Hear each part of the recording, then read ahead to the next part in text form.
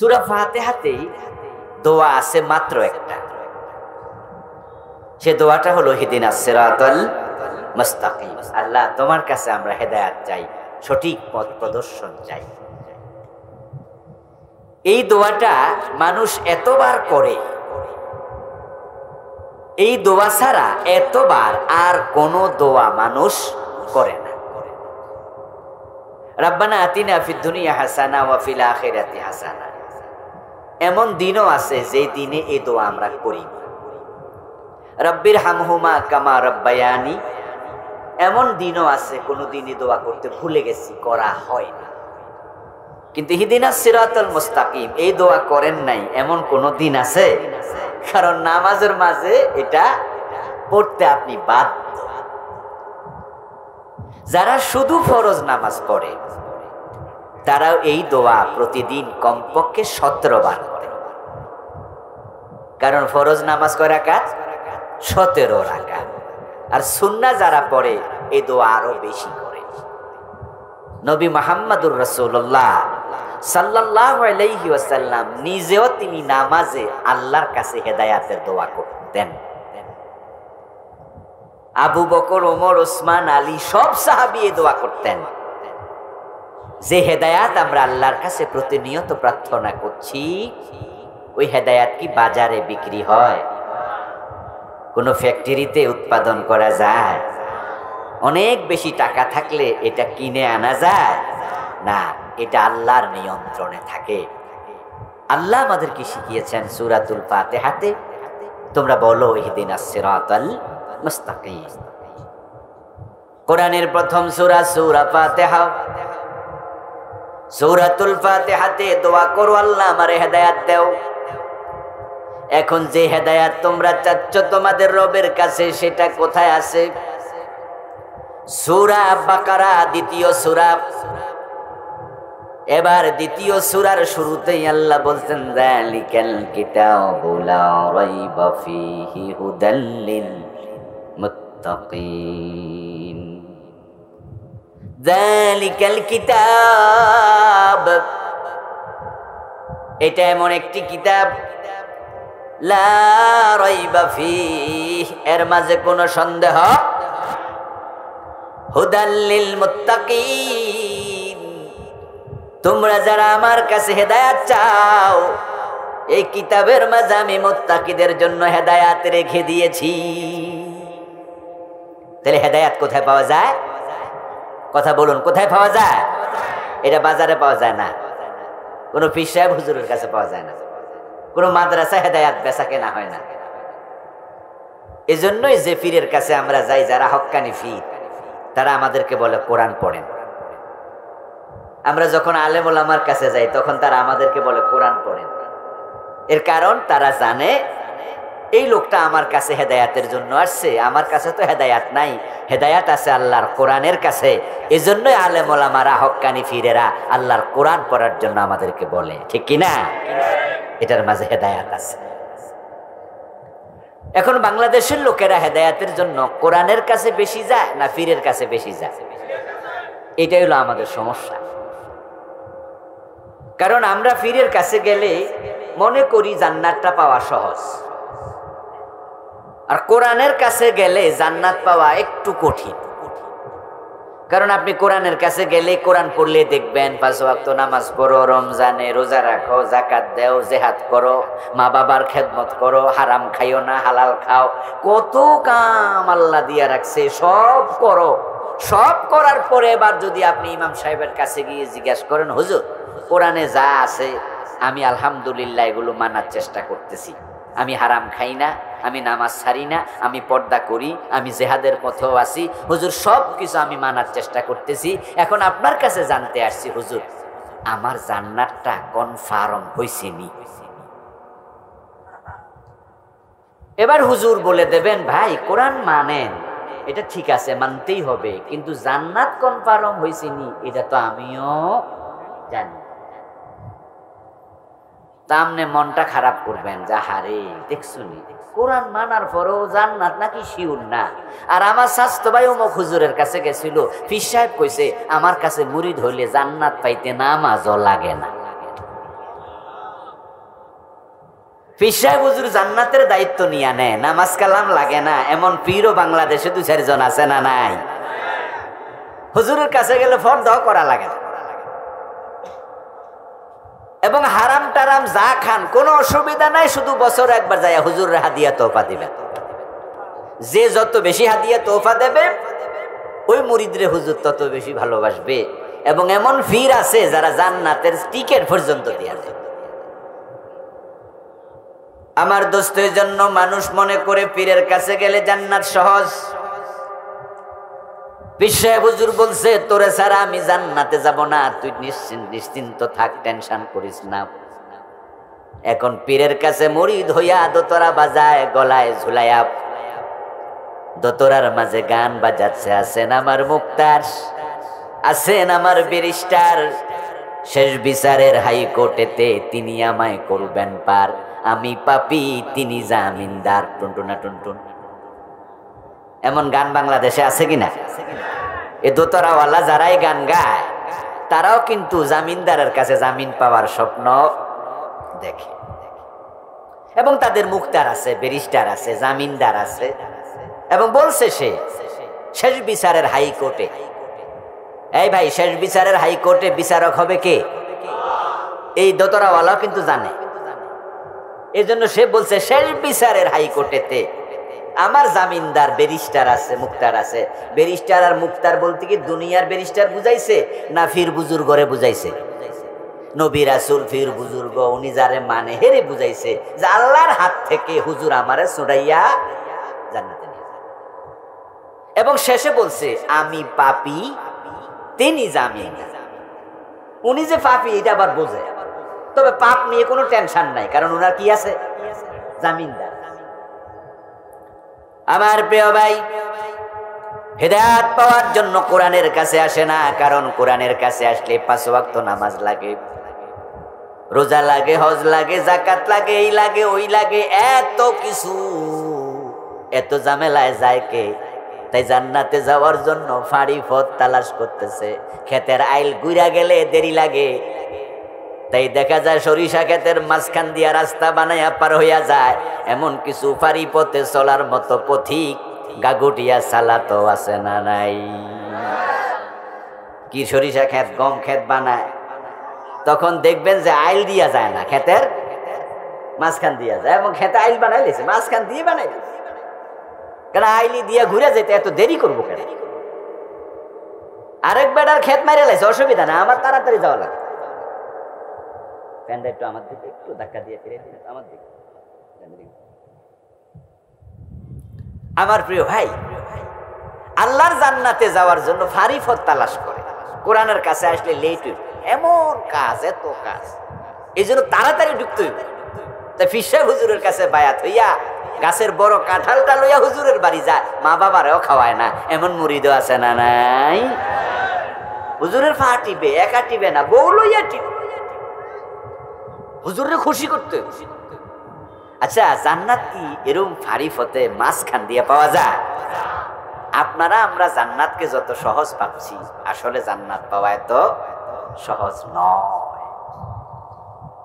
এই পৃথিবীতে আল্লাহর জান্নাত পাওয়ার যে লোকগুলো আমরা বাসনা কামনা করছি, আমাদের বুঝ অনেক কম। প্রিয় নবীজি বুঝ দিয়েছেন, শোনো, যে জান্নাত তুমি চাচ্ছ তামাম দুনিয়া যদি বিক্রি করে, জান্নাতের এক বিগত জায়গা তামাম দুনিয়া বিক্রি করলে কিনতে পারবা না। قال النبي صلى الله عليه وسلم موضع شبر في الجنة خير من الدنيا وما فيها موضع صوت في الجنة خير من الدنيا وما فيها। প্রিয় নবীজি বলেছেন, জান্নাতের একটা চাবুক রাখার জায়গা এক বিগত জায়গা তামাম দুনিয়া এবং তার মাঝে যত সম্পদ আছে তার চেয়ে অনেক সেরা। ওই জান্নাত আপনি ফাড়ি পথে পেয়ে যাবেন, মাগনা পেয়ে যাবেন, এত সোজা। এই জান্নাতের পথে চলতে গিয়ে নবী ইব্রাহিমকে অগ্নিকুণ্ডে নিক্ষিপ্ত হওয়া লেগেছে। এই জান্নাতের পথে চলতে গিয়ে নবী জাকারিয়াকে করাত দিয়ে 2 টুকরো হওয়া লেগেছে।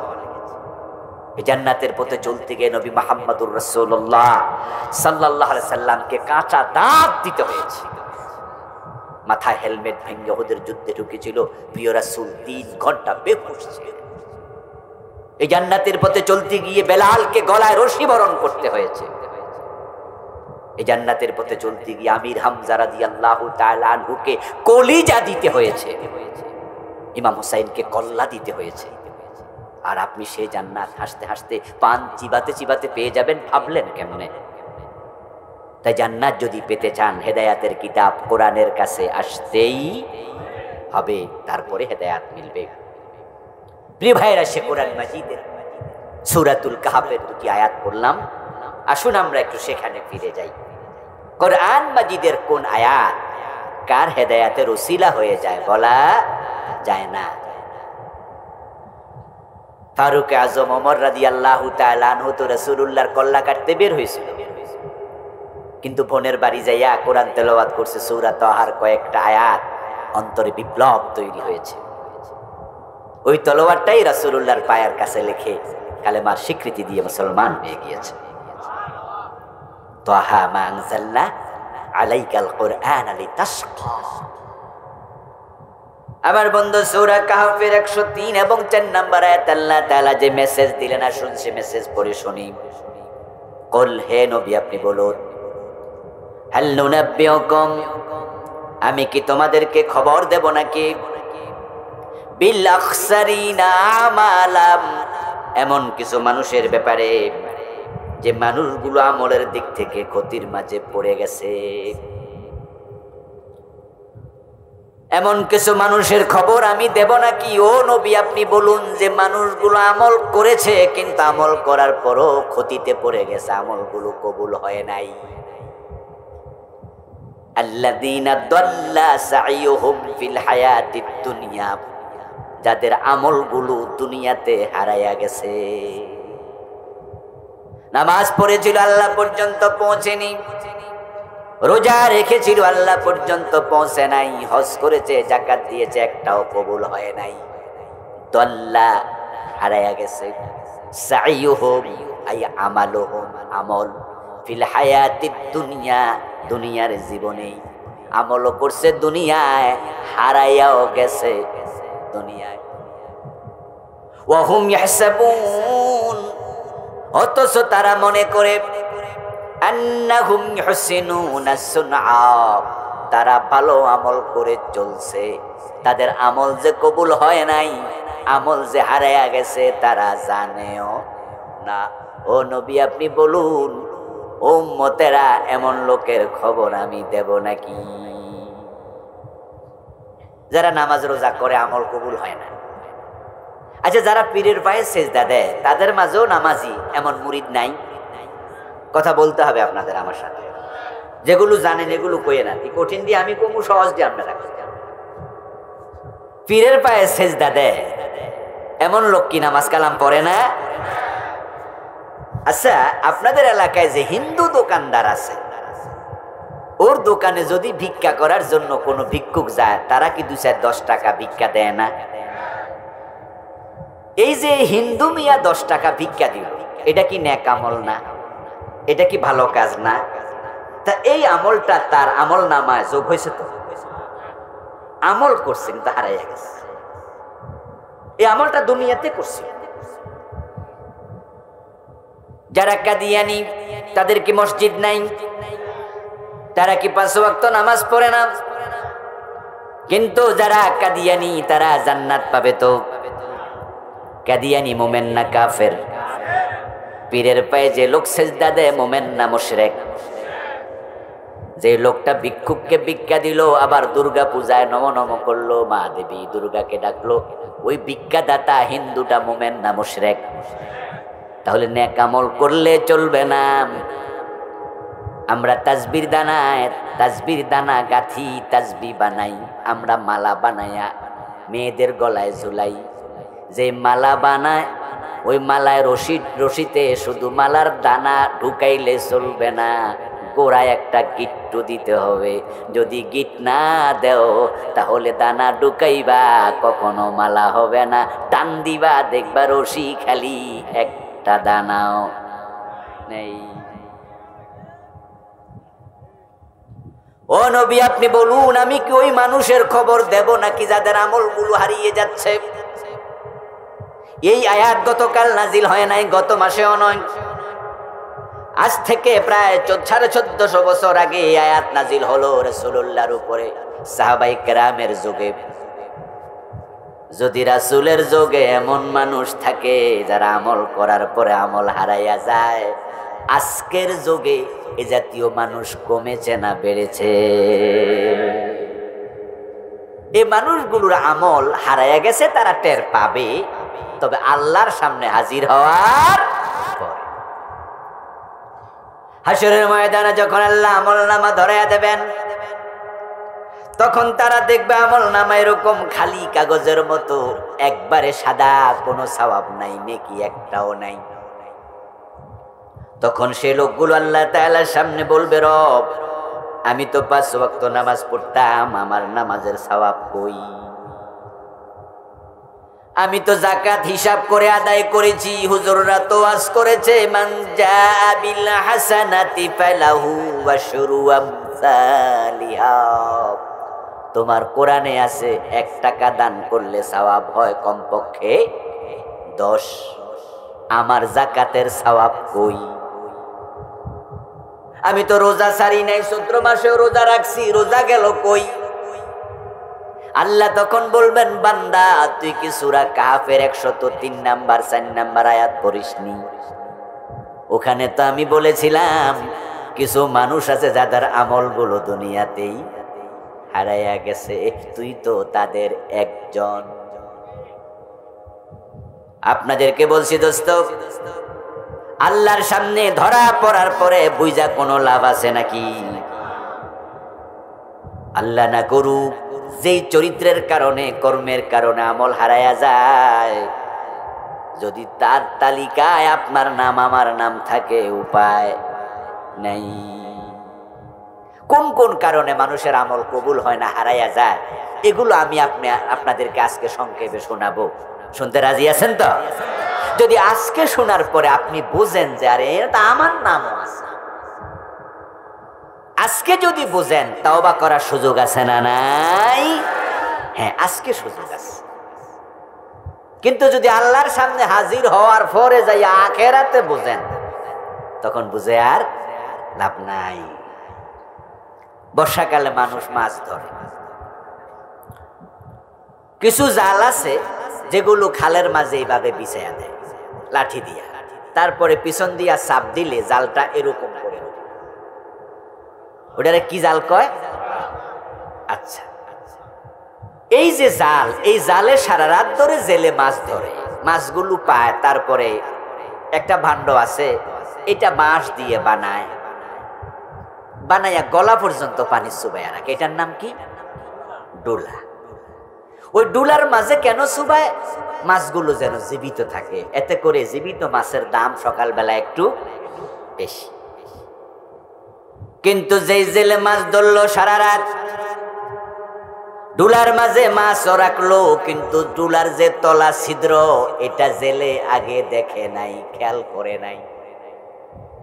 সারা রাত পরিশ্রম করে মাছ রাখলো, সকালবেলা মাছ পাইব কয়টা? আল্লাহর অনেক বান্দা আছে যারা হাসরের ময়দানে আল্লাহর সামনে যাওয়ার পরে দেখবে ডুলার তলা নাই, মাছ যেমন নাই, তার আমল নামার মাঝে একটা সওয়াবও নাই। আল্লাহর সামনে যাওয়ার পরে টের পাবে, যেমন জেলে সকালবেলা ডুলার তলা দিয়া টের পায়, ডুলার তলা দিয়া টের পাইয়া এবার জেলে মাথায় হাত দিয়া আফসোস করে কয়, হায় রে, কামটা হইল কি? ডুলার যে তলা ভাঙ্গা, খেয়ালই করি নাই, এখন কি হবে? হ্যাঁ বন্ধু, পরের দিন তলা লাগাইয়া মাছ আবার ধরার সুযোগ আছে। আজকে লস হয়েছে তো কি হয়েছে, কালকে আর হবে না। কিন্তু আল্লাহর সামনে যাওয়ার পরে যারা ধরা খাবে, সেখানে তওবা করে নতুন করে আমল করার কোনো সুযোগ আর।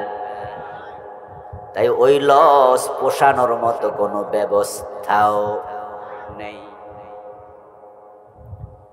5টি অপরাধ করলে আমল হারায়া যাবে। কয়টা? 5টা গুনাহ করলে আমল হারায়া যায়। এই 5 গুনার সাথে যারা সম্পৃক্ত আছেন, আজকে আপনি ডুলার তলা ঠিক করে লাইবেন, তাওবা করবেন, ওই গুনাহ ছেড়ে দেবেন, তাহলে আপনি কম আমল করুন, কমটাই নাজাতের জন্য যথেষ্ট হয়ে যাবে। প্রিয় নবীজি এজন্য বলছেন আখলিস দীনাক ইয়াকফিকাল আমালুল কালিল। ও আমার উম্মতেরা, যে আমল করো, তোমার যতটুকু দিন পালন করো, বুঝে শুনে ইখলাসের সাথে করিও, পরিশুদ্ধ করিও, খাঁটি ভাবে করিও। কারণ যদি খাঁটি আমল না হয়, পরিশুদ্ধ না হয়, লাভ নাই। ইন্নাল্লাহা তাইয়্যিবুন লা ইয়াকবালু ইল্লা তাইয়্যিবা। তুমি হারামও খাইবা, নামাজও পড়বা, একসাথে দুটা চলবে না। আমরা যে সকাল বেলায় গাই গরুর দুধ দোয়াই, গাই গরুর দুধ দোয়াইয়া যে বালতিতে রাখেন, পাত্রে রাখেন, ওইটার মাঝে ময়লা থাকলে এই দুধ কি আর খাওয়া যায়? এই জন্য আমরা দুধ দোয়াইতে যারাই যাই, আগে আমরা একটু লক্ষ্য করে দেখি যে পাত্রে কোনো ময়লা আছে কিনা। এটা শুকাইয়া ধুইয়া উল্টা রাখে না, ধুইয়া উল্টা রেখে দেয়, তারপরে শুকায়। সকালবেলা দুধ দোয়ার তো যাইয়াও কিন্তু আবার হাত দিয়া টান মাইরা ছায় কোনো ধুলাবালি। দুধ ভালো জিনিস, কিন্তু ময়লার মাঝে ফেলে দিলে দুধ আর খাওয়া যায় না। আপনার নামাজ ভালো, হজ ভালো, যাকাত ভালো, সব ভালো, কিন্তু যে বডি দিয়া সেজদা করছেন, ওই বডির মাঝে সুদের টাকা, ঘোষের টাকা ঢুকাইয়া রাখছেন। নামাজও পড়ে, সুদও খায়, নামাজও পড়ে, ঘোষও খায়, এমন নামাজি বাংলাদেশে নাই। থাকুক গা, কম আজকের মাহফিলে মোড়েও নাই।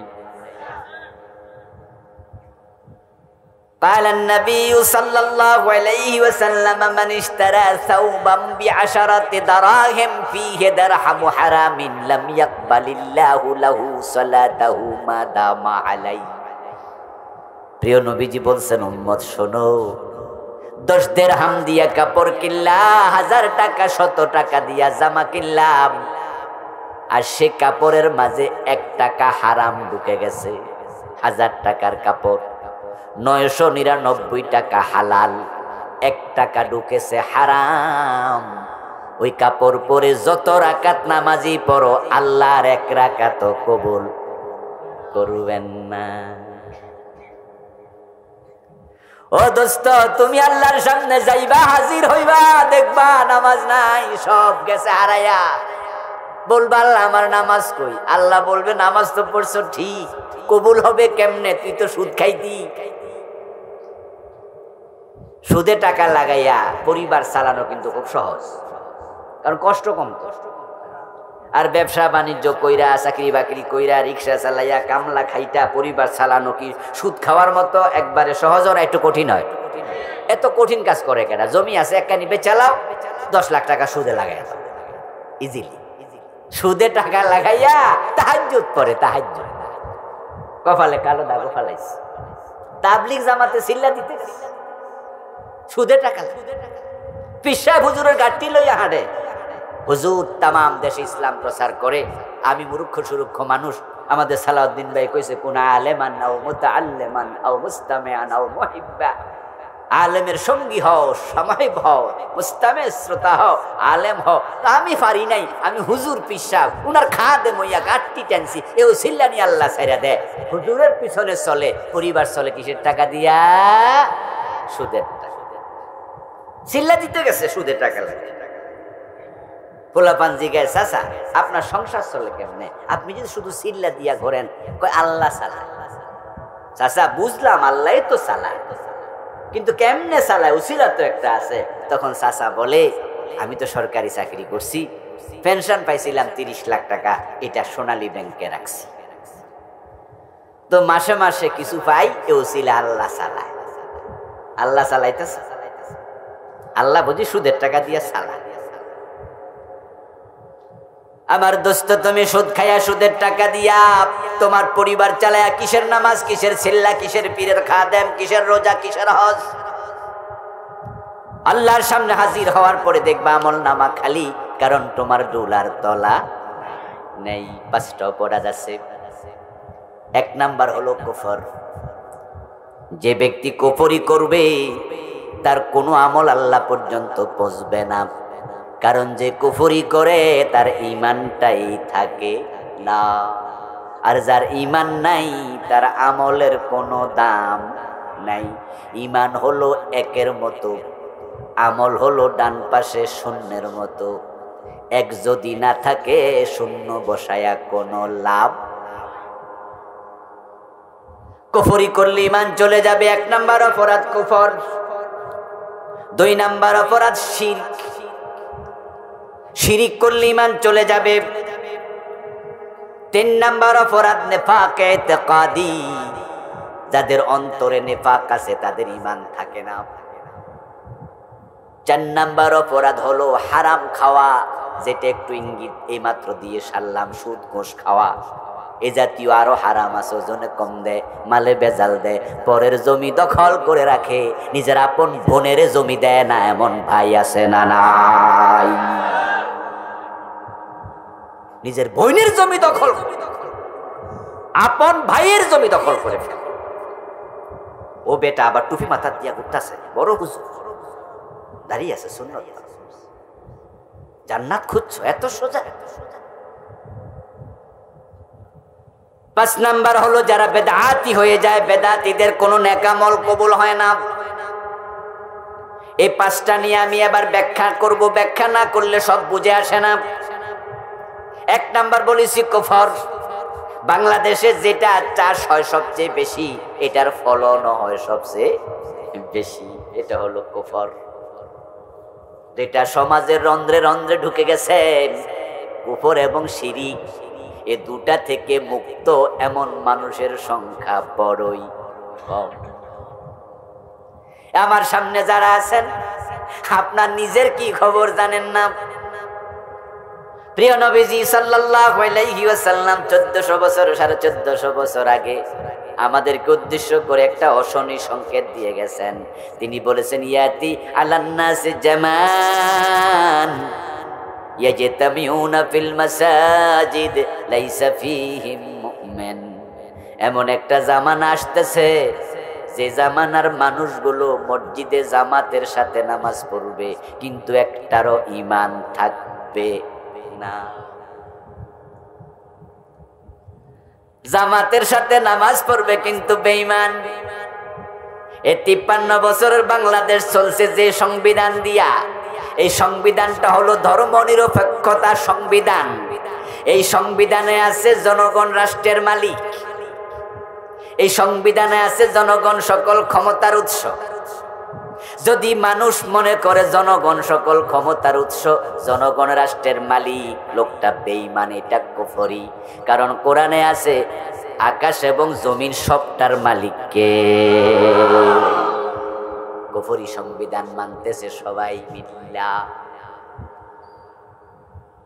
এবং এই সংবিধানের প্রতি কত শ্রদ্ধা, কত সম্মান দেখাচ্ছে, বাবারে সংবিধান। অথচ ডক্টর কামাল মিয়া ৭২ এই সংবিধান যখন লিখে, এর মাঝে ডজন ডজন কুফরি ঢুকায়া রাখছে। কাফের হওয়ার জন্য আল্লাহর কোরআন পুরাটা অস্বীকার করা লাগে না। কাফের হওয়ার জন্য কোরআনের একটা অক্ষর অস্বীকার করাই যথেষ্ট। যদি কেউ বলে আমি পুরা কোরআন মানি না, আমরা বলবো তুমি কাফের। যদি আরেকজন বলে তবে আমি 15 পারা মানি, আমরা কমু তুমি অর্ধেক মুসলমান, ঠিক না? বলবো তুমিও কাফের। যদি কেউ বলে 29 পারা মানি, 1 পারা মানি না, ফতুয়া কি হবে? কাফের। কেউ যদি বলে আমি সব মানি, 1 অক্ষর মানি না, আমরা বলবো তুমিও কাফের। এত বড় বেলুন আধা ঘন্টা লাগাইয়া এর মাঝে গ্যাস বললেন, হাওয়া বললেন, এটা এখন ছেড়ে দিলে আকাশে উঠবে। ওই বেলুনটা কেউ যদি 10টা ছিদ্র করে আর কেউ একটা ছিদ্র করে, রেজাল্ট কি? 10 রকম, 2 রকম। 10 ছিদ্র করা যে কথা, 1 ছিদ্র করা এক কথা। এটা অঙ্কের মতো, অঙ্কের মতো, অঙ্কের মতো, অঙ্কের মতো। 10 লাইনের অঙ্ক, 9 লাইন ঠিক হয়েছে, 1 লাইন ভুল হয়েছে, 10-এ কত? আর একজন 10 লাইনে 10 ভুল, সে কত? আর একজন 10 লাইনে 5 লাইন ঠিক লিখছে, 5 লাইন ভুল লিখছে, সে কত? রেজাল্ট 0।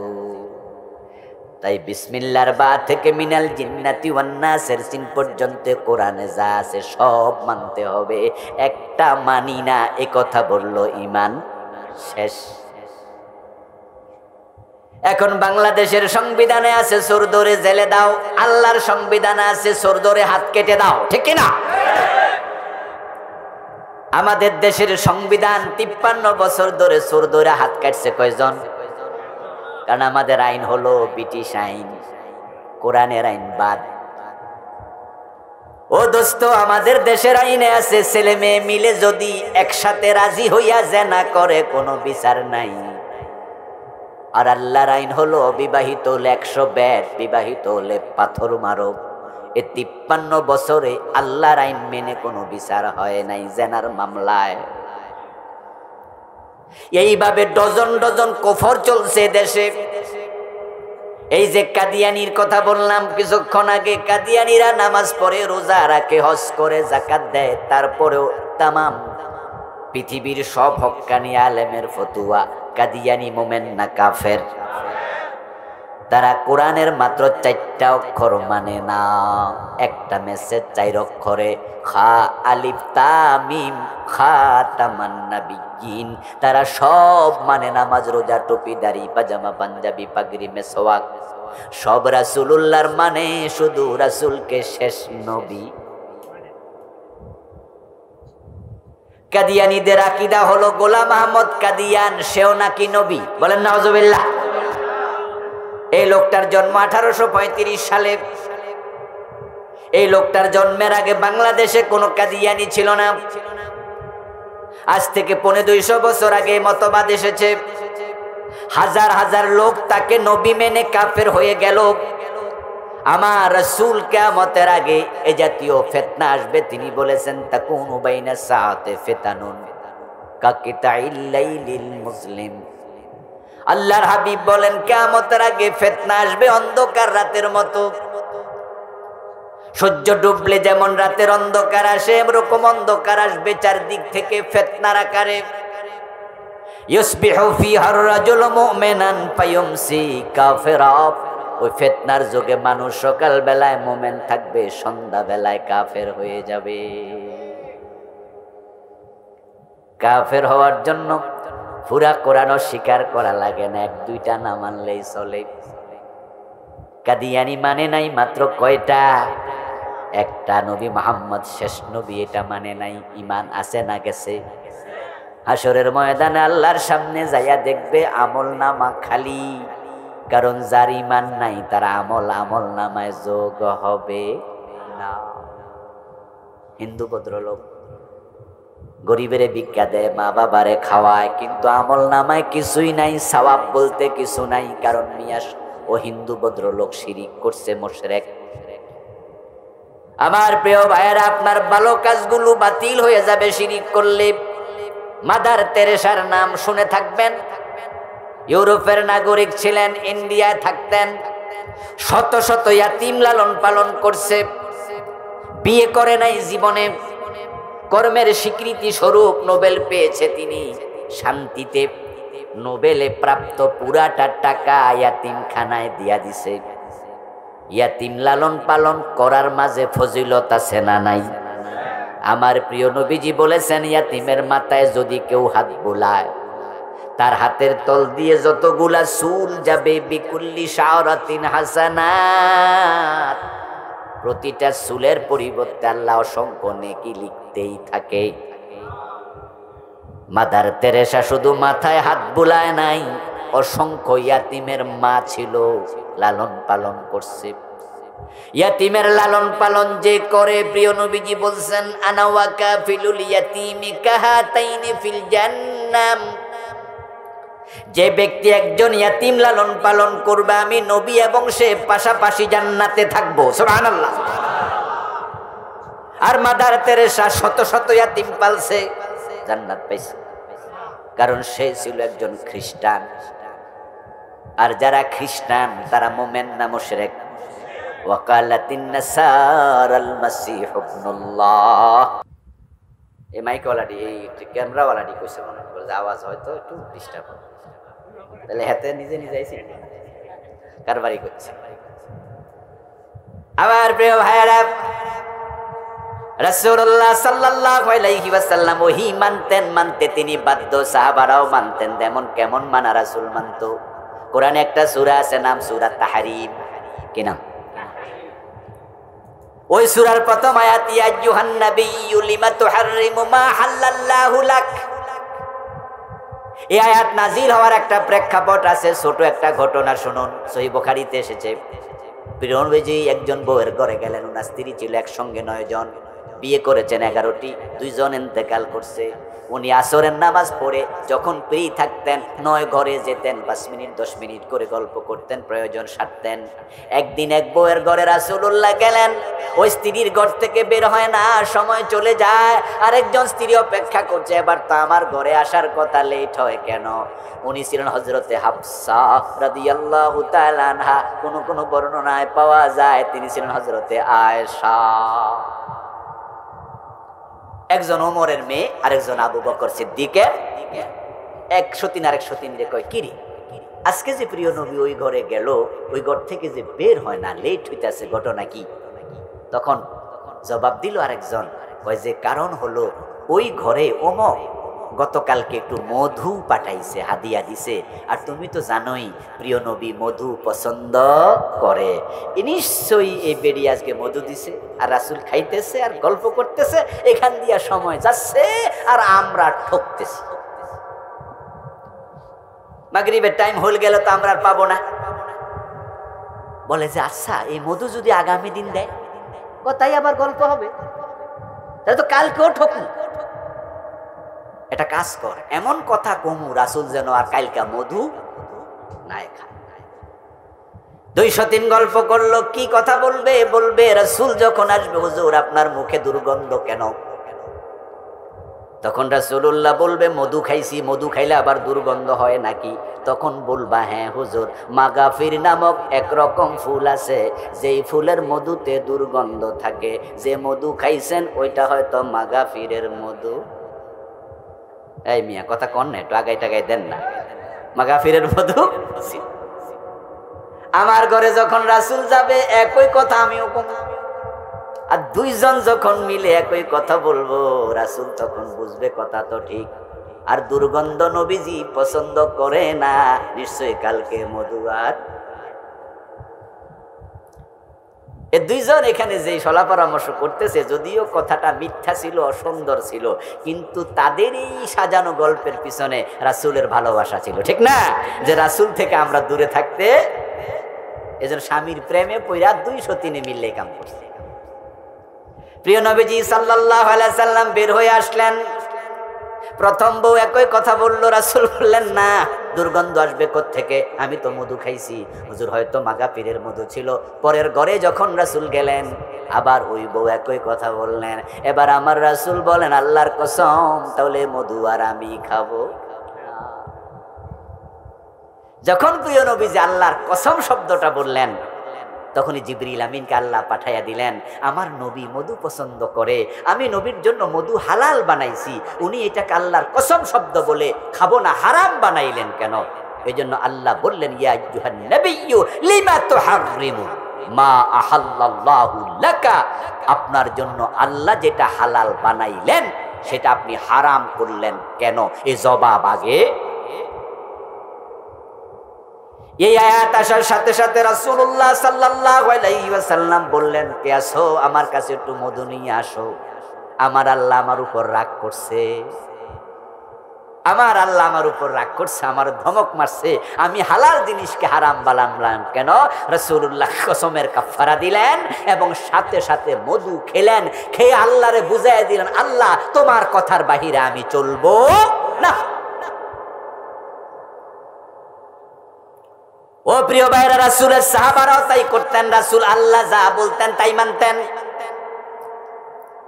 যেদিন মদ হারাম হয়েছে আল্লাহ তাআলা মদ হারামের আয়াত নাজিল করলেন, ইসলামের ইতিহাসে পাওয়া যায়, তাফসীরের কিতাবে পাওয়া যায়। সেদিন মদিনার অলিতে গলিতে মদের বন্যা বয়ে গিয়েছিল।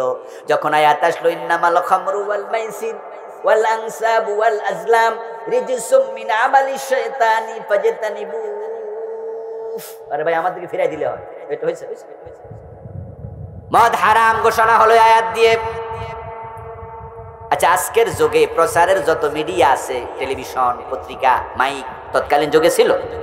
রাসূল দুজন সাহাবীকে ডাকলেন, এই হামজা কোথায়, আলী কোথায়? হুজুর হাজির, যাও মদিনায় খবর দাও, কাদ হুররিমাল খামার, কাদ হুররিমাল খামার, মদ এখন হারাম করা হয়েছে। এর আগে মদ পান করা জায়েজ ছিল। এই আয়াত আসার সাথে সাথে দুজন সাহাবী বের হয়ে গেলেন মদিনার দুই গলিতে, কাদ হুররিমাল খামরু, কাদ হুররিমাল খামরু বলতে থাকলেন। ইসলামের ইতিহাসে পাওয়া যায়, তাফসীরের কিতাবে পাওয়া যায়, তখন কোন কোন সাহাবীর হাতের মাঝে মদের গ্লাস ছিল, ওইটুকু আর মুখে তোলেন নাই, ঢেলে দিয়েছেন। কারো মটকার মাঝে মদ ভিজানো ছিল আর খান নাই, কোনোদিন ঢেলে দিয়েছেন। কেউ কেউ মুখের মাঝে একটু মদ নিয়েছিলেন, গিলবেন, ওই টাইমে খবর গেল কানে, কাল হুররিমাল খামার, মদ হারাম, মুখের টুকু ফেলে দিয়েছেন। এমন ঘটনা ঘটেছে, কেউ খেয়েছিলেন, বমি করে গালের ভিতর আঙ্গুল ঢুকাইয়া পেটেরটাও বের করেছেন। মৃত্যু পর্যন্ত কোন সাহাবী আর মদ পান করে নাই। আল্লাহ যা বলে তার বাহিরে কোন সাহাবী চলতেন না। কিন্তু সেই কোরআন 53 বছর বাংলাদেশের মানুষের কাছে আমানত হিসাবে আসে। তারা এই সমাজটা, এই দেশটা এই কোরআন দিয়ে চালায় না, তারাও জান্নাতে যাওয়ার স্বপ্ন দেখে। এই জন্য জান্নাত পেতে হলে কুফরি বাদ দিতে হবে। কোরআনের বাহিরে যা আছে, তন্ত্র মন্ত্র, চিন্তা চেতনা, এখন থেকে তার সাথে আর সম্পর্ক রাখা যাবে না। রাজি আছেন না? নাই? রাজি হলে আপনার আমল লাভ আছে, না হয় সব শেষ। আপনি বলবেন যে হুজুর কোরআন কায়েমের কথা তো অমুক দলে না কয়, তাহলে আপনি মনে অমুক দলের ওয়াজ করছেন। আমি বলবো দোস্ত, কোরআন কায়েম অমুক দল বলবে কেন? কোরআন কায়েমের কথা মুসলমান হিসাবে আপনারও বলা দরকার, আপনারও বলা দরকার, আমাদের সবার বলা দরকার। আর যেই দল কোরআনের সাথে নাই, ওই দলের সাথে মুসলমানের থাকা জায়েজ নাই। এবার আল্লাহ সুযোগ দিছে, এবার সুযোগ দিছে, এবার সুযোগ কাজে লাগাইয়েন। এই 53 বছরে পুরা সংবিধান বাদ দেবে, এই সংবিধান পুরা পরিবর্তন করবে, এমন সাহস কোন সরকার করেনি, সুযোগও ছিল না। কিন্তু 5ই আগস্টের বিপ্লবের মাধ্যমে, জুলাই বিপ্লবের মাধ্যমে এমন সুযোগ এসেছে। এখন সংবিধান তো অচল, সংবিধান তো এখন স্থগিত। কারণ সংবিধান যদি ফলোই করা হতো, যে সরকার ক্ষমতায় এসে ডক্টর ইউনূস, এটা কি সংবিধানের কোনো ধারার ভিতরে আছে নাকি? সংবিধানে আছে প্রধানমন্ত্রীর পদ, এটা কি চলমান না স্থগিত? সংবিধানে আছে মন্ত্রী পরিষদ, এটা কি চলমান না স্থগিত? সংবিধানে আছে 300 এমপির কথা, 300 এমপি কে আছে না ফলাইছে? এরা নিজেরাই তো গেছে, আমরা তো কওয়াও লাগে না, আমরা কইও গেছে না।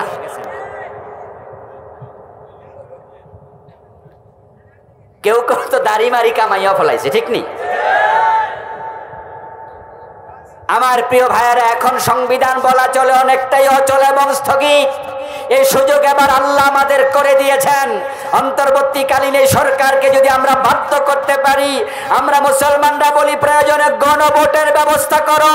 ধর্মনিরপেক্ষ সংবিধান চাই না, আমরা আল্লাহর কোরআনকে সংবিধান বানাতে চাই।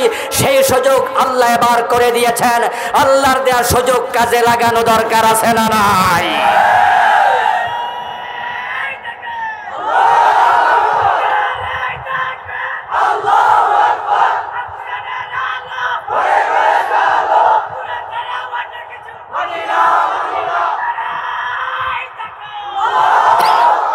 আমার প্রিয় ভাইরা, কোরআন যখন সংবিধান হয়ে যাবে, ইসলাম মেনে চলা তখন সহজ হয়ে যাবে। আমরা চাইলে এখন সুদ থেকে বাঁচতে পারি না, সুদের ধুলাবালি হলো আমাদের গায়ে লেগে যায়। আপনি চাইলেও ঘোষ না দিয়ে সব অফিসে কাজকর্ম করতে পারবেন না। অনেক জায়গায় এমন পেছে ফেলাইবো যে আপনি ঘোষ দিতে বাদ, মানে এমন ভাবে পেছে ফেলাইবো। ওই যে বলছিল ঘোষ দাও, কয় যে টাকা নাই, তাহলে ফির চুলকাই দাও, বুঝলেন নাই? যে কয় যে টাকা নাই তো কি ফির চুলকাই দিয়েছে, মানে এমন ফেসে ফেলাবে আপনারে ঘোষ দিতে বাধ্য করবে। আপনি যতই পর্দা করেন, রাস্তায় বের হলে আপনি আর পর্দা করতে পারছেন না, ইচ্ছায় অনিচ্ছায় চোখের পর্দা লঙ্ঘন হয়ে যায়, ঠিক না? ইসলাম যখন আসবে বোরকার আইন, শালীন পোশাকের আইন হবে। আমাদের দেশে আইন হয়েছিল ছেলেরা যদি টিচ করে, টিজিং হয়, তাহলে 6 মাস 1 বছরের জেল হবে। মেয়েদেরকে দেখলে চোখ টিপ দিলে জেল হয়ে যাবে, শীষ দিলে জেল হয়ে যাবে। আইন হয়েছে, মিছিল হয়েছে, মিটিং হয়েছে টিজিং এর বিরুদ্ধে। আমরাও বলি ঠিক আছে আইন হোক, বখাটেপনা চলবে না। কিন্তু মেয়েরা যদি উল্টা পাল্টা পোশাক পরে ওর বুকে ওড়না না দেয়, তাহলে ছেলেদের ইফটিজিং করার মানসিকতা তৈরি হওয়ার সম্ভাবনা আছে না নাই? তাই শুধু ছেলেদের জেলে দেওয়ার আইন করলে হবে না, মেয়েদের শালীন পোশাকের আইন করতে হবে। আপনি বিড়ালের সামনে ইলিশ মাছ ভাজি কইরা রাইখা আইন করবেন বিড়াল মাছ খাইও না, বিড়াল আইন কয়দিন মানবে? কথা বোঝেন প্রিয় ভাইরা, বোঝেন তো? আপনি ভাজি মাছ বিড়ালের সামনে রাইখা যদি লাঠি লইয়া বিড়ালরে কোন যে মাইর দিমু, বিড়াল শুনবো? আপনার লাঠি দেখা বেশি গেলে চকির তলা পর্যন্ত যাবে। তারপরে খাটের তলায় বসে 2 চোখ দিয়া তাকায়া তাকায়া মেও মেও করে বলবে ম্যাডাম আমিও আছি।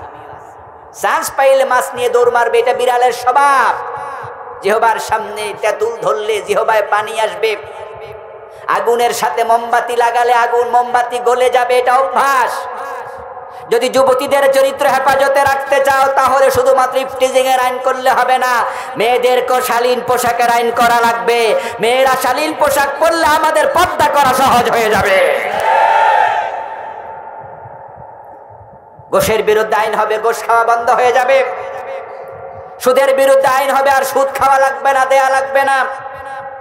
ইসলাম যদি কায়েম হয়, মানুষ নামাজি হবে, ইসলাম মেনে চলা সহজ হবে। আর এর বিপরীতে চললে, আপনি অন ইসলামকে সাপোর্ট করলে কুফরি হবে, ঈমান চলে যাবে। দ্বিতীয় হচ্ছে শিরক। বাংলাদেশে এখন শিরক তো পান্তাবাদ। বর্ষাকালে যেমন পানি পাওয়া যায় নদীতে, সাগরে, পুকুরে, কুয়াতে, এই যে এখন বর্ষাকাল পানি নাই কই, রাস্তার মাঝখানে গর্ত থাকলে সেখানে কি আছে? পানি আছে। শিরক এখন অ্যাভেলেবেল, শহরে, বন্দরে, নগরে, গ্রামে, এখানে ওখানে শিরক। আরে মহামারী মহামারী মহামারী।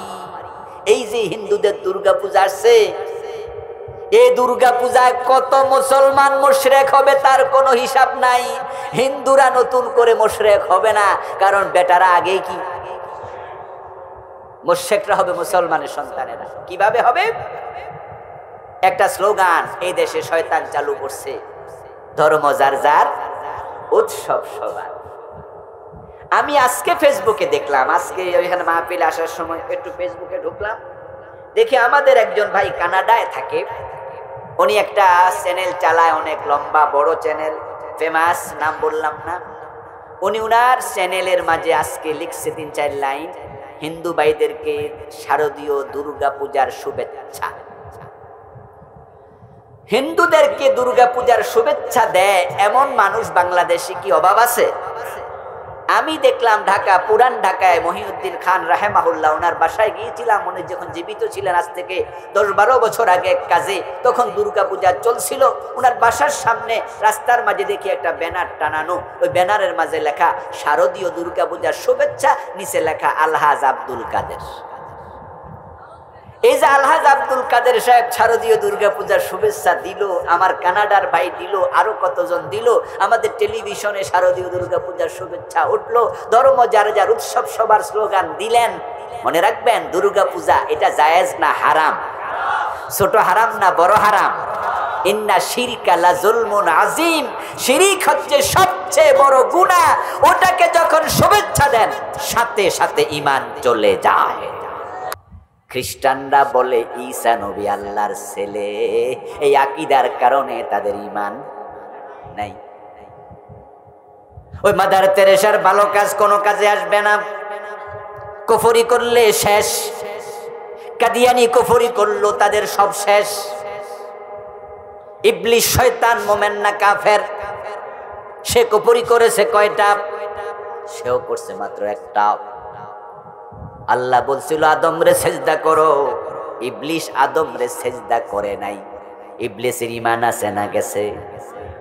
ইবলিসের কাফের কইয়া মজা নেন, অথচ সে আল্লাহর আইন মানে নাই একটা। কোরআনে আছে চোর ধরে হাত কাটো, 53 বছরে মানলেন না।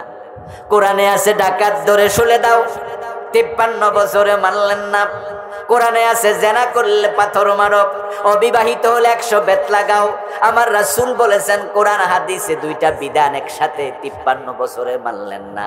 হাদিসে আছে মদ পান করলে 80 বেত লাগাতে হবে, এ 53 বছর 80 বেত লাগাইছেন কয়দিন? অথচ ওমর তো নিজের ছেলেটাকে রেহাই দেন নাই। আপনি যে জান্নাত খোঁজেন, ওমর তো সে জান্নাতে গেছে। কবি নজরুল চমৎকার ভাবে বলেছিলেন, মদ্যপানের অপরাধে প্রিয় পুত্রকে নিজ করে মেরেছ দোররা, মরেছে পুত্র তোমারই চোখের পরে। হযরত ওমর নিজের ছেলেকে ছাড় দেয় না, 80 বেত লাগায়। আর 53 বছর আপনারা দেশ চালাচ্ছেন ব্রিটিশ আইনে, মদ খাইয়া বুধ হইয়া থাকে। 80 বেত একদিনও দিলেন না। শয়তান আল্লাহর আইন মানল না একটা। আল্লাহ তাকে বলে তুই কাফের, আবা ওয়াস্তাকবারা ওয়া কানা মিনাল কাফিরিন, কাফের। আর আপনারা ডজন ডজন বাদ দিয়া আপনি জান্নাতে যাইয়া কাঁঠাল খাবেন, মোছে তেল দিচ্ছেন, কষ্ট যেন না লাগে। আপনার ঈমান আসেনি, ওটা যাচাই করা দরকার আছে না নাই? কাদিয়ানি মানে না সাইরক্ষ, খা আলিফ তামিম। আর আপনারা মানেন না অনেকে ডজন ডজন, শত শত। সবার কথা বলছি না, অনেকে। রাসূল বলছে অনেকেই বেঈমান হয়ে যাবে শেষ জামানায়, সকালবেলা মুমিন, সন্ধ্যায় মানেন যে না। তার একটা আয়াতের অংশ পড়ে শোনাই। আল্লাহ তাআলা বলেন আলা লাহুল খালকু ওয়াল আমর, সাবধান, সৃষ্টি যার, আইন চলবে শুধুই তার। এখানে অক্ষর আছে 15টা, আলা 3টা, লাহু 2টা, কয়টা হলো? খালকুন 5টা, ওয়াল আমরু আবার 5টা, মোট কয়টা হলো? এই 15টা 53 বছরের বাংলাদেশে আমরা একদিনও মানি নাই। 15টা অক্ষর, কাদিয়ানি 4টা মানে না, ওদেরকে কাফের বলে দিছে। ফতুয়া দিয়া মজা নেন, অন্যের দোষ ধরে মজা পান। অমক খারাপ, তমক খারাপ, অমক কাফের, তমক কাফের, কি লাভ বলে?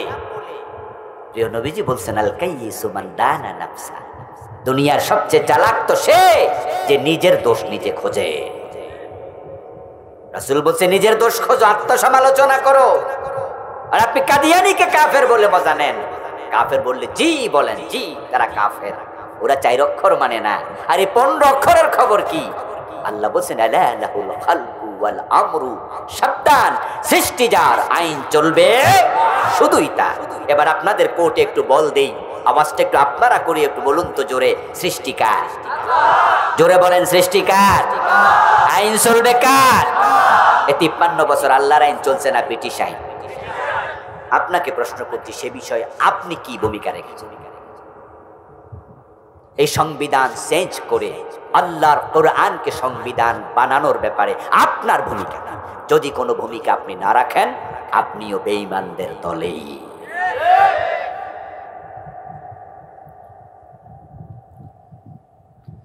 তাই তো আমরা কোরআনের আইনের কথা বলি, কারণ আল্লাহ তাআলা কোরআন নাজিল করে বলছেন ইনিল হুকমু ইল্লা লিল্লাহ। শোনো, এই কোরআন শুধু তেলাওয়াত কইরা তাকে রেখে দেওয়ার জন্য পাঠাই নাই, বরং এটা আইনের কিতাব। এর ভিতর আইন আছে না নাই? আইন আছে। আমার রাসূল যখন মদিনা 10 বছর চালাইছেন, নিজে কিছু আইন বানাইছেন, আল্লাহর আইনে চালাইছে। কারণ তিনি ওহির বাহিরে চলতেন না, ওহির বাহিরে বলতেন না। আবু বকর, ওমর, ওসমান, আলী রাদিয়াল্লাহু তাআলা আনহুম 30 বছর অর্ধ পৃথিবী তারা যখন চালাইছেন, মন মতো না কোরআন মতো? তো এই কোরআন বাংলাদেশে নাই, আপনার ভূমিকা। কুফরি করবেন, সব শেষ, সব শেষ। এজন্য কোরআনের পক্ষে আপনাকে আসতে হবে, কুফরি করা যাবে না। কুফরি মানে হলো আল্লাহর কথার সাথে দ্বিমত করা, আল্লাহ যা বলেছে তার উল্টা চলা। আল্লাহ তাআলা যা বলছেন সব মানতে হবে, এর বিপরীতে গেলে কুফরি হয়ে যাবে। এক নাম্বার গেল। এখন যারা ঈমান নিয়ে মরতে চান, কুফরি থেকে বাঁচতে চান, ডুলার তলা লাগাইয়া এবার মাছ রাখেন। আমল যা করছেন আপনি তাওবা করে কুফরি ছেড়ে দেন, তাহলে আমল নাজাতের ওসিলা হবে। আল্লাহর কোরআনকে সংবিধান মানতে রাজি আছেন না নাই? এটা আপনার জান্নাতের জন্য আপনাকে এটা করতে হবে। আপনি বললেন না কথা, হুজুর বুঝলাম কিন্তু লাভ কি? ওইবনি মনে হয় না। এরকম কথা লোক আছে না, হুজুর বুঝলাম কোরআন যে মানা লাগবো, রাসূলও কোরআন দিয়া দেশ চালাইছে, কথা আপনার একবারে ঠিক না, কথা ঠিকই আছে কিন্তু ওইবনি বাংলাদেশে হুজুর, ওইবনি, এই জন্যই তো করি না। আচ্ছা, আপনি এরকম মিনমিন করলে লইব কেমন? বরং আপনি আর আমি এক হয়ে গেলে অবশ্যই হবে, ঠিক না? আমরা তো 92% হবে না, হবে না। এই যে এবার পোলাপান 5 আগস্ট দেখাই দিছে না, পোলাপানই তো পারে।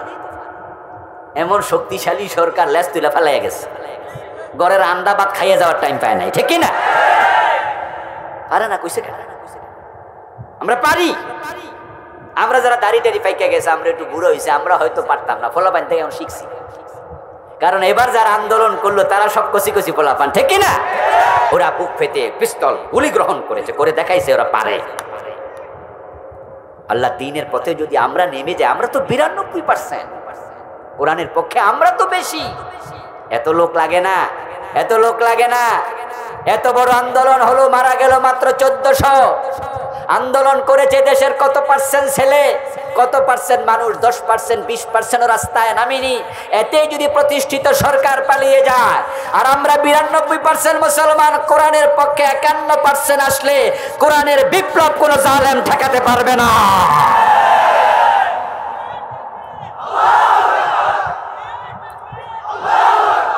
আচ্ছা, এরপরে বলবো, আচ্ছা ধরেন কোরআন কায়েম হলোই না, কিন্তু আপনি যখন আল্লাহর কাছে গেলেন, আখেরাতে যাওয়া লাগবে না? যাওয়া লাগবে না? আজকে তো মৃত্যু হতে পারে। আপনি যাওয়ার পরে দেখা গেল যে আপনার ঈমান ঠিক আছে, কারণ আপনি কুফরি সংবিধানের সাথে একমত হন নাই। আমার প্রিয় ভাইয়েরা, ওয়াজ করলে কালকে ইসলাম কায়েম হয়ে যাবে, ব্যাপারটা এত সহজ নয়। এই দেশে কোরআন সংবিধান হোক আর না হোক, ইসলাম কায়েম হোক আর না হোক, কিন্তু আমরা কোরআনের পক্ষে থেকে ঈমান নিয়ে মরতে চাই। এই জন্য কোরআনের পক্ষে কেউ যদি নাও আসে, একা হলো মাথা তুলে দাঁড়িয়ে থাকা লাগবে।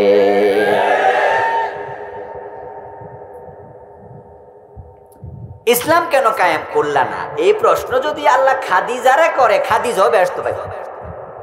খাদিজারে চিনেননি? কার বউ? নবী মুহাম্মদুর রাসূলুল্লাহ সাল্লাল্লাহু আলাইহি ওয়াসাল্লাম স্ত্রী, আমাদের মা খাদিজা। কারণ তিনি ইন্তেকাল করছেন 10ম সনে নবুয়তের। রাসূলুল্লাহ সাল্লাল্লাহু আলাইহি ওয়াসাল্লাম ইসলামের বিজয় কি মক্কায় করছেন না মদিনায়? তো উনি মারা গেছে রাসূলের হিজরতে 3 বছর আগে, এবং এমন সময় মারা গেছে যে বছর রাসূল জেল থেকে মাত্র বাইরে। রাসূল জেলে ছিলেন কয় বছর? 3 বছর। শিবে আবি তালেবে বন্দী ছিলেন। ওখান থেকে মাত্র বের হয়েছে আর খাদিজা মরে গেছে। তাহলে মা খাদিজা কি ইসলাম বিজয়ী অবস্থায় দেখে গেছে? কিন্তু উনি জান্নাত পাবে না, কারণ ওনার অন্তরে ঈমান ছিল পুক্ত। উনি কোরআনের পক্ষের লোক ছিলেন। ইসলাম বিজয়ী হলে হোক, না হইলে নাই, উনার জান্নাত থাকবে না, কারণ তিনি তো জান্নাতের পক্ষের লোক। এবার বলুন তো, যে মদিনা ইসলামের বিজয় হলো, কোরআন সংবিধান হলো, আব্দুল্লাহ ইবনে উবাইর বাড়ি কই ছিল? যারা জানেন তারা বলেন, কই ছিল? মদিনায়। সে কি মুমিন ছিল না মুনাফিক ছিল? শুধু নরমাল মুনাফিক না মুনাফিকের নেতা?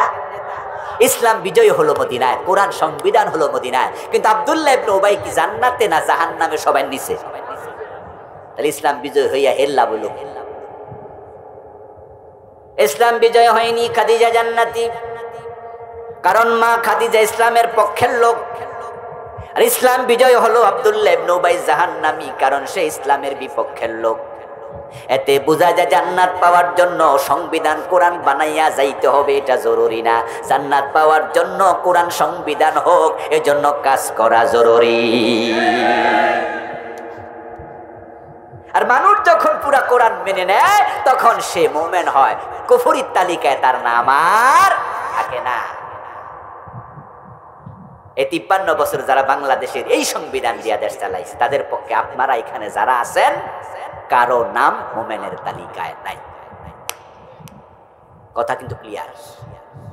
কারণ এই 53 বছরে যারা দেশ চালাইছে আল্লাহর কোরআন দিয়ে চালায় নাই, এবং তারা কোরআন দিয়ে চালাবে এটা কোনোদিন বলেও নাই।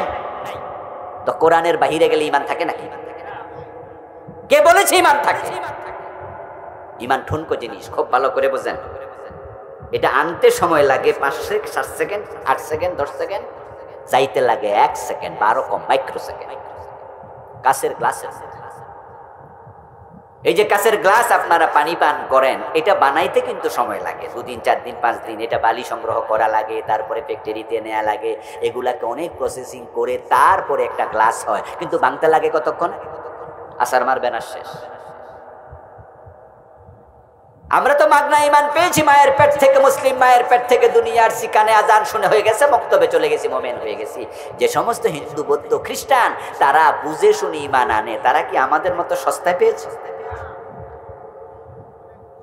আমার বন্ধু অনেক রিস্ক নিয়েছে, জীবনের ঝুঁকি নিয়েছে ঈমান আনার কারণে। পরিবারের সাথে সম্পর্কটা পর্যন্ত নেই। মা বাবা বাড়ি থেকে বের করে দেয়, সম্পদ থেকে বঞ্চিত হয়ে যায়, আপনজনেরা পাইলে পিটাইয়া অস্থির করে ফেলে। শুধু ঈমান আনার কারণে হত্যা করা হয়েছে এমন ঘটনাও।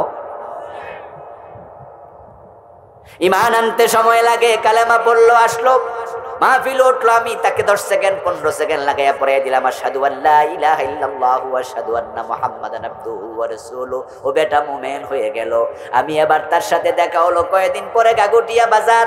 এখানে ইমানদার হলো আমার হাতে 15 মিনিট, 15 সেকেন্ড, 30 সেকেন্ড, 1 মিনিট লাগাইয়া কালেমা পড়ে বুকে বুক মিলাইয়া বিদায় দিলাম, তুমি মুমিন। কিন্তু তার সাথে আমার দেখা গাগুটিয়া বাজার। তাকে আমি জিজ্ঞাসা করলাম, তুমি তো আমার হাতে কালেমা পড়ছিলা? বলে, হ্যাঁ হুজুর। তুমি কোরআন মানোনি, সব কোরআনের আইন মানোনি। হুজুর এগুলা মানা কি দরকার?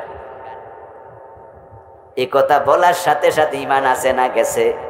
যাইতে লাগছে কতক্ষণ? আপনি কোরআনকে সংবিধান না বানাইয়া মানুষের বানানো আইন সংবিধান বানাবেন, আর আপনি যত বড় নামাজি হন, আপনি মুমিন নামাজি নন।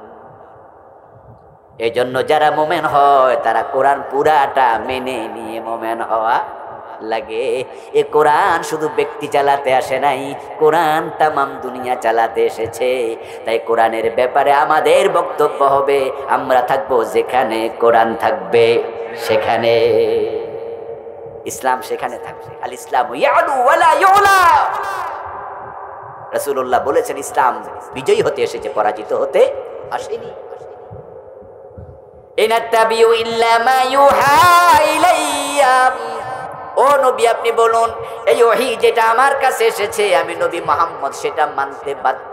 এর বাহিরে চলার অধিকার আমি নবী মুহাম্মাদেরও নাই। এখানে যা আছে আমি সেটাই মানি, মানতে দেরি করি না, দেরি করি না। আমার সাহাবারা দেরি করে নাই, কিন্তু আমরা কোরআন আমাদের কাছে আছে, আমরা মানতে দেরি করছি। শুধু দেরি না, বরং কোরআন যারা মানতে চায় তাদেরকে মামলা দিয়া জেলেও ঢুকাইয়া দেয়।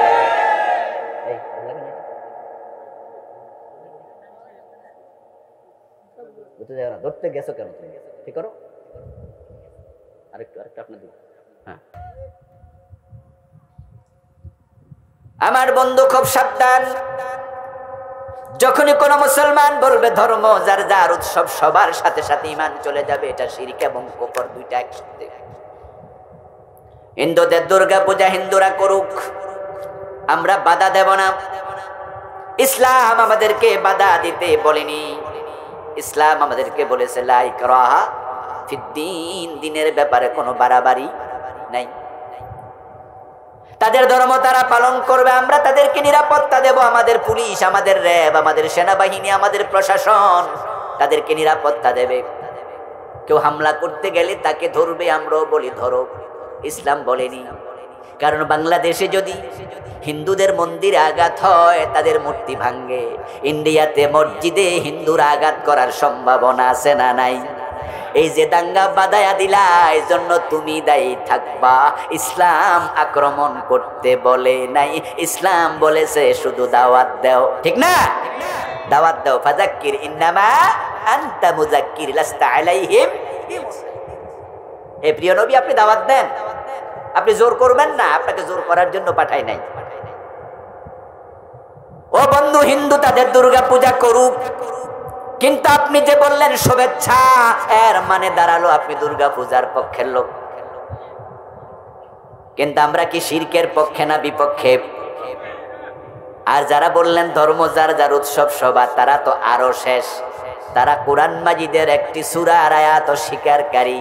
কোরআনের স্লোগান হলো লাকুম দীনুকুম ওয়ালিয়াদিন। বাংলা অর্থ হলো তোমার ধর্ম তোমার, আমার ধর্ম আমার, দুই ধর্ম এক না আলাদা। একটু জোরে বলেন, ধর্ম দুইটা এক না আলাদা? তাহলে স্লোগান হবে ধর্ম যার উৎসব তার। ধর্ম যার উৎসব তার। ধর্ম যার যার উৎসব সবার নয়, একাকার করা যাবে না। আমার প্রিয় ভাই, হিন্দুদের দুর্গা পূজায় শুভেচ্ছা জানালে আপনি কেন বেঈমান হবেন? ঈমান কেন যাবে? এবার শুনুন। মদ পান করা জায়েজ না হারাম? আচ্ছা, ইমাম সাহেব হুজুর এলাকার এক যুবকরে দেখে বলতেছে, কিরে বাজান, তোর তো আগে মসজিদে মাঝে মাঝে দেখতাম, ইদানিং সে মসজিদে দেখি না। শুনলাম তুই নাকি গাঁজা টাজা ইদানিং নাকি সেবন করিস, ফেন্সিডিল খাস, আমার কাছে লোকজন বিচার দিল। ওই যুবক বলতেছে, হুজুর সঙ্গ দোষে নষ্ট হয়ে গেছে। এই ওবায়দুল্লাহ বসো। হুজুর সঙ্গ দোষে নষ্ট হয়ে গেছে। আসলে হুজুর আপনার কাছে যে খবর আসছে এটা মিছা না। হুজুর আপনি আমার জন্য একটু দোয়া করেন, আল্লাহ যেন আমারে ফিরায়। ঠিক এট দ্য টাইম পাশ দিয়ে হেঁটে যাচ্ছে এলাকার এক মুরব্বী, উনার কানে আওয়াজ গেল হুজুর যুবকরে মাদকের ব্যাপারে বলছে। ওই মুরব্বী তখন হুজুরে বলছে, হুজুর ছাড়েন তো এসব, আইয়েন চা খাই। এই বয়সে একটু একটু খায়, এ জাতীয় কথা বলার মতো মুরব্বীও দুই চারজন আছে না নাই? এ কথা শোনার সাথে সাথে হুজুর বললেন, ইন্না লিল্লাহ, মুরব্বী তাহলে যৌবন কালে আমরাও কি এই কাম একটু করছেন নাকি? ওই মুরব্বী বলে, জিব্বায় কামড় দিয়া লা হাওলা ওয়ালা কুওয়াতা ইল্লা বিল্লাহ। কি যে কোন হুজুর, আমি মদের বোতল জীবনে ধরিও দেখি নাই, খাওয়া দূরের কথা, এই হেরোইন গাঁজা মাজা জীবনে সোও দেখি নাই। কথা সত্য, কিন্তু মাসালা কি জানেন? মাসালাটা এখানে একবারে আকাশ পাতাল ডিফারেন্স। যে যুবক মদ পান করেছে সে যুবক অনুতপ্ত। হুজুর দোয়া করেন আল্লাহ যেন আমারে।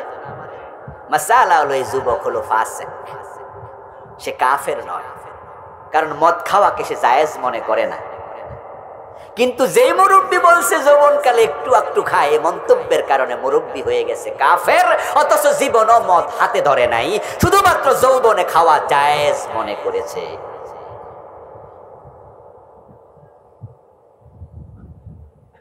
এবার আপনাদের কাছে আমি জানবো, জবাব আপনারা দেবেন। মদ খাওয়া বড় গুনাহ না মূর্তি পূজা বড় গুনাহ? কোনটা বড়?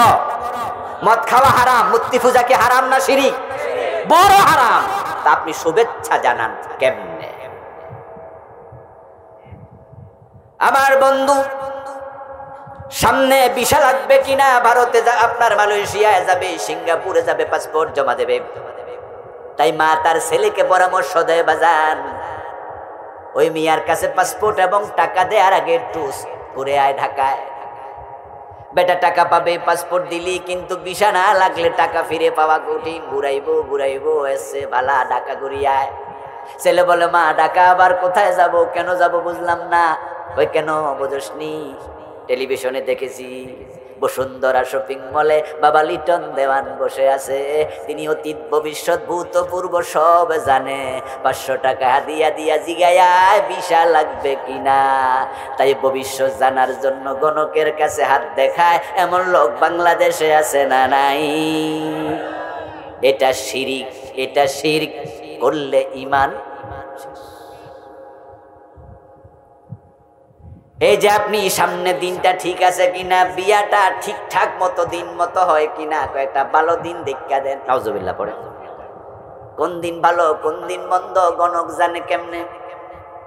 হস্তরেখা দেখাইলেন, বলে আপনার কর্কট রাশি, মর্কট রাশি, কুম্ভ রাশি, সিংহ রাশি, বুঝছেন নি? তুলা রাশি, সামনের দিন ভালো, সামনে ফাড়া আছে। অথচ 1 সেকেন্ড পরে কি হবে আল্লাহ ছাড়া কেউ জানে না। গায়েবের মালিক কে? গায়েবের মালিক। আর আপনি ভবিষ্যৎ জানতে গেছে মালয়েশিয়া ভিসা লাগবে কিনা, আজিব। আপনি জানতে গেলেন সামনের মাসে কি হবে, ফাড়া কাটতে গেলেন। শিরক। এদেশে চলমান শিরকের অভাব নাই।